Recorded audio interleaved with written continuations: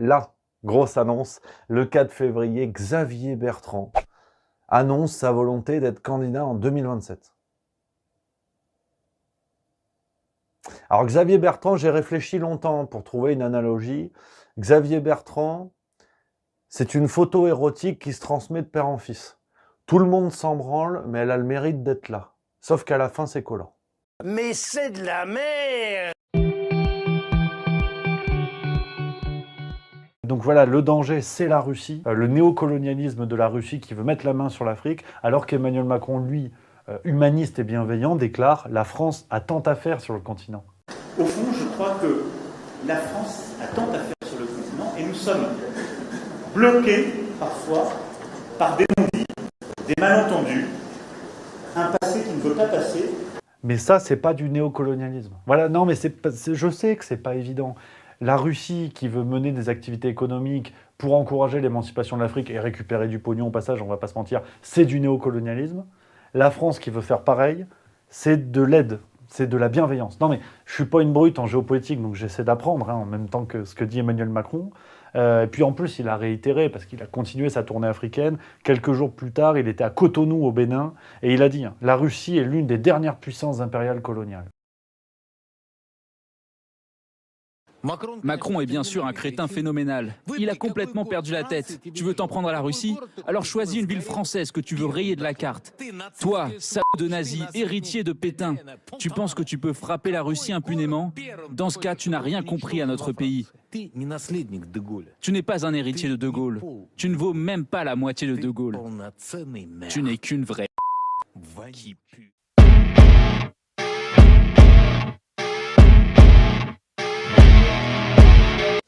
Bonjour tout le monde, je vais revenir sur la réforme de l'assurance chômage. Il y a eu un échange entre l'économiste Michael Zemmour et un macroniste, mais vraiment un macroniste convaincu, sur la chaîne de BFM TV. Alors, monsieur Michael Zemmour dit que la politique de l'assurance chômage est une politique d'appauvrissement des personnes qui sont sans emploi, que cela creuse de plus en plus l'écart social et plonge les gens dans la détresse. Je vous laisse écouter et on revient dessus. Il y a une politique d'appauvrissement des personnes qui sont sans emploi, une politique menée. Donc on a eu la réforme de l'assurance chômage qui a diminué les droits au chômage en montant, puis une autre en durée. Il va bientôt être supprimé l'allocation de solidarité spécifique. Et en fait, la réalité, c'est que le gouvernement mène une politique qui s'oppose à la hausse des salaires par plein d'aspects. Et en même temps, il souhaite creuser l'écart entre les personnes hors de l'emploi et les personnes en emploi. Et donc, sa réponse à ça, c'est d'appauvrir les personnes qui ne sont pas en emploi. Comme il ne veut pas que les salaires augmentent, et que les salaires d'ailleurs n'augmentent pas, il veut creuser l'écart. Et pour ça, on a des politiques, un discours très dur, comme vous l'avez rappelé, en direction des personnes sans emploi, et une politique d'appauvrissement des personnes au chômage et au RSA. Pour quel gain, si je puis dire, et si je puis parler ainsi, tout à fait honnête, à plus long terme.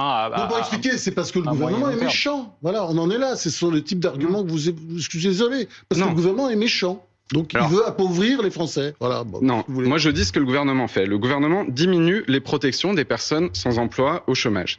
Et donc les études, par exemple de l'UNEDIC, montrent que ça fait baisser d'environ 20% l'indemnité chômage en montant. Donc maintenant, quel effet ça a? C'est la bonne question. Donc il y a théoriquement deux effets possibles. Ce que dit le gouvernement, c'est que en durcissant les conditions, ça va renvoyer des personnes en emploi. Peut-être, mais pour l'instant, on n'en a aucune preuve et tous les discours, on n'a pas d'études en réalité là-dessus. Par contre, ce qu'on sait, c'est que les personnes qui restent sans emploi, parce qu'elles ont des difficultés, parce qu'il y a d'autres raisons qui font qu'on n'est pas en emploi et qu'on ne peut pas aller travailler dans un restaurant à Marseille, il y a plein de raisons dans la vie. On peut avoir des problèmes de santé, de logement, on peut ne pas avoir la formation suffisante. Pour toutes ces raisons-là, ces personnes vont être appauvries et toute la famille. C'est vrai pour certaines, vous savez très bien, là, vous avez une façon de généraliser, c'est pas sérieux.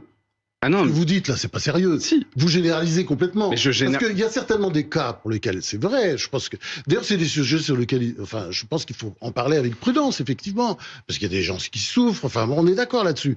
Mais simplement, globalement, vous savez très bien. Quand je dis ça, c'est pas de l'abus. C'est juste que c'est le b.a.-ba quand même en politique. Là, ces gens-là, ils cherchent de l'argent. L'assurance chômage, je suis désolé, il y a beaucoup de coulage. Et bon, ils cherchent de l'argent. Ils en cherchent ailleurs aussi. Mais non, me dites pas le contraire. Vous savez très bien. Là, vous êtes bon, c'est une posture politique, mais c'est pas. Bah, bien sûr, c'est une posture politique. Il y a un contrôle très étroit des chômeurs, mais bien sûr. Mais vous savez, le Vous avez, contrôle- par exemple, vous avez la moitié des personnes qui sont au chômage qui ne touchent pas l'aide au retour à l'emploi, qui absolument. n'ont pas de droit au chômage. Donc ces personnes-là, elles ont aucun revenu et elles retrouvent pas d'emploi pour autant. Quand on est au chômage, on vit pas bien et d'ailleurs, quand on est au RSA par exemple, on passe du temps à chercher des solutions. Alors, vous avez entendu dans cet échange le macroniste qui essaye de te convaincre que la politique d'Emmanuel Macron est une politique salutaire pour la France, humaniste et intelligente. Et de l'autre côté, vous avez une personne qui sait de quoi il parle, avec chiffres à l'appui. C'est Michaël Zemmour, c'est un économiste de renom, donc on ne peut pas lui dire qu'il invente des chiffres. Il, lui, te démontre et te prouve et te montre que cette réforme de l'assurance chômage va en vérité creuser l'écart de plus en plus, appauvrir et pousser à la rue des gens. On parle de milliers, voire même de millions de gens à la rue, du jour au lendemain. Alors, il faut savoir qu'Emmanuel Macron, pendant son premier mandat, a été assez calme. Il avait pour intention de faire ça, mais il ne montrait pas trop son jeu. Il a commencé à l'avouer à partir des élections de 2022, et il a vraiment mis en place quand il est passé au pouvoir. Alors, il a deux chevals de bataille. Un, c'est de réduire donc l'assurance chômage, ce qu'il a fait. Tu cotises 12 mois, tu n'en as plus que 9, ce qui est déjà une aberration et c'est illégal, mais lui, il a fait rendre ça légal. Tu cotises 12 mois, tu devrais avoir 12 mois, puisque quand tu travaillais, c'est prélevé sur ton salaire. Comment ça se fait que tu n'en as plus que 9 ? C'est illégal. Bon, et lui, il a fait passer ça pour légal. Et deux, il va faire en sorte de faire travailler à partir de 2025 les gens pour le RSA. 15 à 20 heures de travail hebdomadaire, à peu près 5 heures, on va dire, par jour, à peu près 4 jours, 4 ou 5 jours, ça dépend si c'est 15 ou 20 heures. Qu'importe. Et en faisant croire qu'en faisant ça, vous allez mettre les gens donc le pied à l'étrier pour qu'ils trouvent un emploi, ce qui est faux. Emmanuel Macron, ce qu'il veut faire par là, c'est qu'il veut réduire de manière faussée les chiffres du chômage pour faire croire que quand il quittera le pouvoir, tous les indicateurs sont dans le vert. Mais sur le papier. Ça veut dire que sur le papier, tu auras les comptes de l'État qui sont améliorés donc dans le vert, parce que forcément tu paieras moins de charges de chômage, parce que tu auras fait dégager tout le monde. 2, il y aura beaucoup moins de chômeurs, voire même pratiquement plus, parce que tu auras radié tout le monde. Parce qu'il faut savoir que depuis qu'Emmanuel Macron est au pouvoir, et ça s'est précipité surtout à la fin de son premier mandat, et là au second, c'est une explosion, c'est 50 000 personnes par mois qui sont radiées de manière arbitraire et qui tombent au RSA, du jour au lendemain. Et du RSA, il radie également les gens pour qu'ils dégagent complètement, ils ont 0 à la fin du mois. Et donc, quand il aura tous ces indicateurs au vert, il dira, vous avez vu, tout se passe bien. Mais ça, en vérité, c'est une fausseté. Parce qu'en faisant ce genre de choses, en poussant les gens comme ça hors du système, tu vas en faire des SDF, tu vas en faire des précaires, tu vas en faire des gens qui vont devoir se débrouiller d'une manière ou d'une autre pour pouvoir, comment dirais-je, vivre. Donc il y aura une explosion des vols, des agressions, une explosion, comme ça s'appelle, de précarité, de SDF, de gens qui vont se retrouver à la rue, à la soupe populaire. Parce qu'ils ne pourront plus payer leur loyer, ou ils ne pourront plus payer leurs charges de leur maison, vont se retrouver à la rue.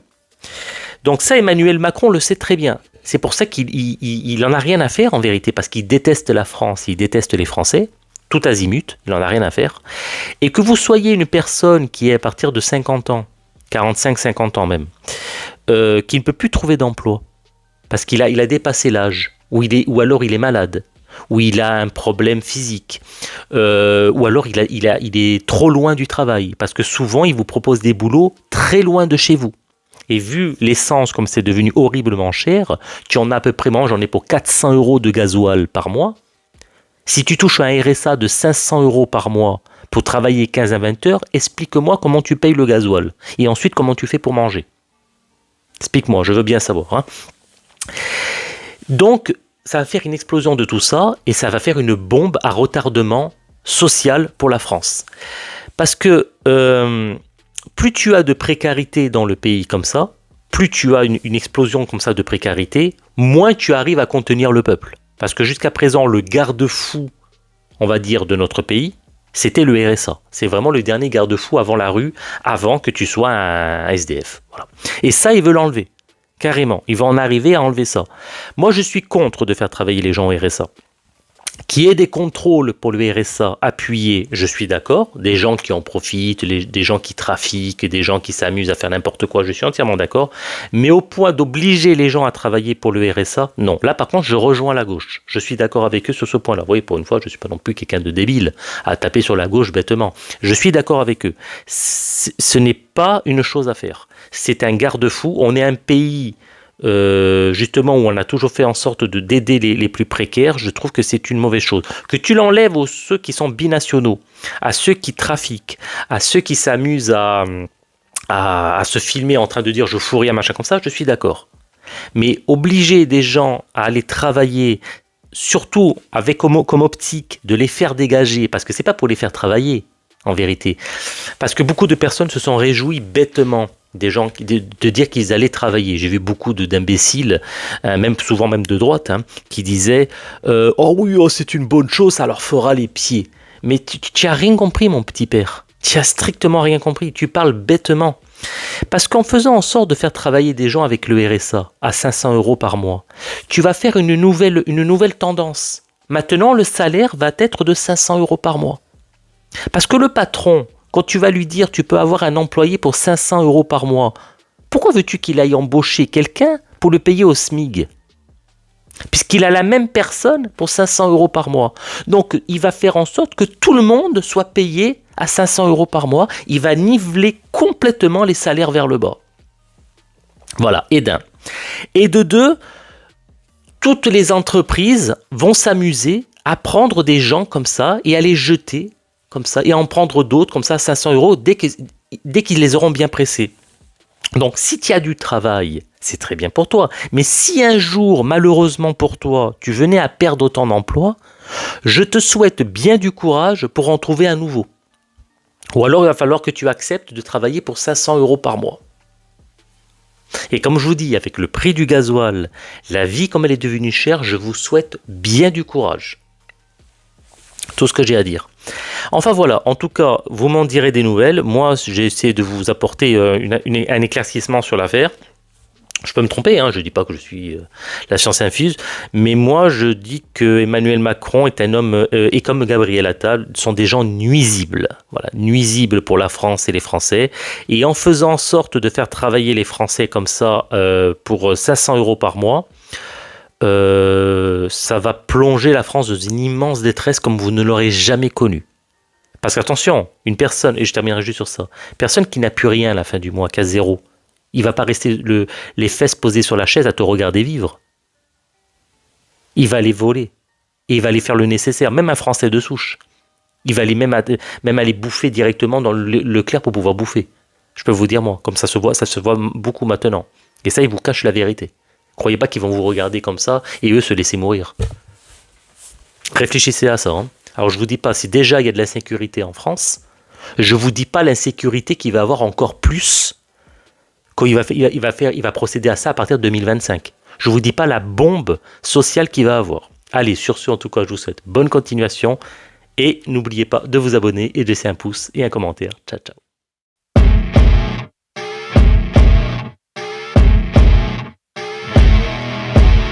Bonjour tout le monde, rappelez-vous que je vous avais parlé de San Francisco. San Francisco maintenant qui est tombé donc dans les mains du wokisme, mais du 100% wokisme. Ils ont voulu faire une expérimentation, ils ont dit on va les donner les clés directement au wok et advienne que pourra, on va voir ce que ça donne. Ça a été une catastrophe absolue. Donc maintenant il y a une nouvelle loi qui a été donc mise en place depuis 1 an. C'est que tu as le droit de venir dans les magasins, n'importe lequel, et de prendre ce que tu veux du moment que ça ne dépasse pas 900 $ donc par jour. Et tu fais ce que tu veux et la police n'a pas le droit de t'arrêter, la police n'a pas le droit de saisir tes biens.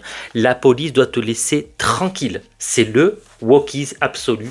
Voilà en gros, ça vous fait ça vous montre qu'est-ce que ça serait la société française si les gauchistes, la NUPES, étaient au pouvoir. Ça donnerait ça. C'est une catastrophe absolue. C'est une catastrophe absolue. Et le San Francisco est complètement détruit, total. C'est pour ça que toutes les grandes marques comme Apple et tout ça, enfin tous ces gens qui soi-disant qui sont pour le score USG, qui soi-disant sont pour le wokisme, se sont littéralement barrés parce qu'ils rentraient dans les magasins et ils prenaient tous les téléphones et tous les ordinateurs sans même chercher à comprendre. C'est comme ça, c'est le wokisme. Allez, sur ce, en tout cas, je vous remercie, je vous souhaite bonne continuation. Vous me direz ce que vous en pensez en commentaire. Ciao, ciao. Cette vieille société, cette vieille civilisation, elle est morte. Les vieux paysans à l'ancienne, tout ça c'est fini. Il va falloir aller vers une industrialisation de l'alimentation. C'est-à-dire que vous êtes évidemment contre les mauvais traitements infligés aux animaux, vous êtes soucieux du bien-être animal. Tout le monde évidemment est d'accord, qui plus est les jeunes aujourd'hui. Et on fait voir des images d'animaux en batterie, on se dit oh là là c'est terrible, etc. On dit mais aujourd'hui on peut cultiver en laboratoire de la viande cellulaire. On peut à partir de prélèvements de cellules fabriquer un beefsteak qui n'aura jamais vu d'animal. Vous avez de la viande de bête sans bête. Et on va vous fabriquer une tumeur, c'est ça, c'est véritablement ça, la viande tumorale qu'on nous propose là.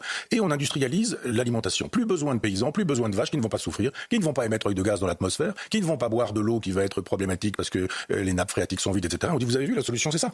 Maintenant, évidemment, quand vous avez des centrifugeuses, quand vous avez de l'informatique, etc., ça coûte très cher de fabriquer cette viande-là. Et c'est extrêmement polluant. Mais ça les gêne pas, les écologistes, puisque ça économise la souffrance animale. Et on nous dit après ça, l'alimentation sera entre les mains de quelques industriels qui, de manière planétaire, vont vous obliger à manger ça plutôt qu'autre chose. Donc, globalement, on ne le dit pas, mais il faut euthanasier la paysannerie française. Ça va prendre du temps, mais c'est le projet d'un Emmanuel Macron qui, bien sûr, ne veut pas le dire, et de tous les maastrichtiens qui, bien sûr, ne vont pas le dire non plus.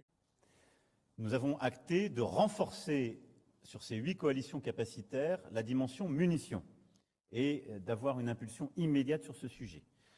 De redonner une impulsion à la coalition défense solaire, sur laquelle un besoin a été explicité par le président ukrainien, et de créer ce soir une 9e coalition, une coalition pour les frappes dans la profondeur, et donc missiles et bombes de moyenne et longue portée.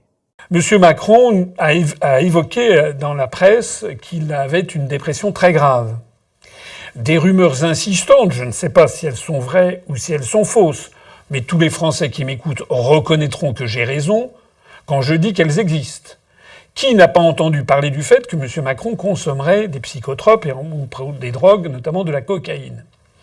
Et moi je me dis, tout simplement, eh bien que ce que l'on a demandé à juste titre pour des pilotes d'avions commerciaux, nous devrions le demander a fortiori pour le président de la République.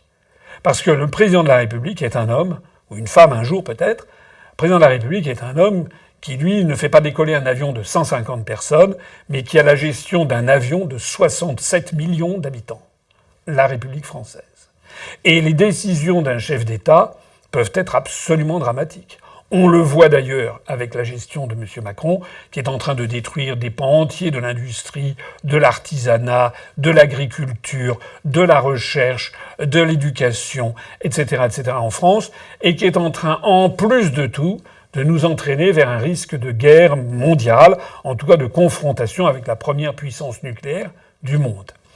Dans ces conditions, j'estime, et c'est du pur bon sens, j'estime que la représentation nationale, l'ensemble des députés et des sénateurs doivent déposer au plus vite une proposition de loi qui ferait obligation au président de la République de subir à intervalles aléatoires, sans qu'il soit prévenu, de subir des examens par des médecins assermentés et des médecins différents du médecin actuel, je vais y revenir dans un instant, des médecins qui examineraient son taux d'alcoolémie et qui détermineraient s'il utilise ou non des drogues ou des substances psychotropes, notamment la cocaïne.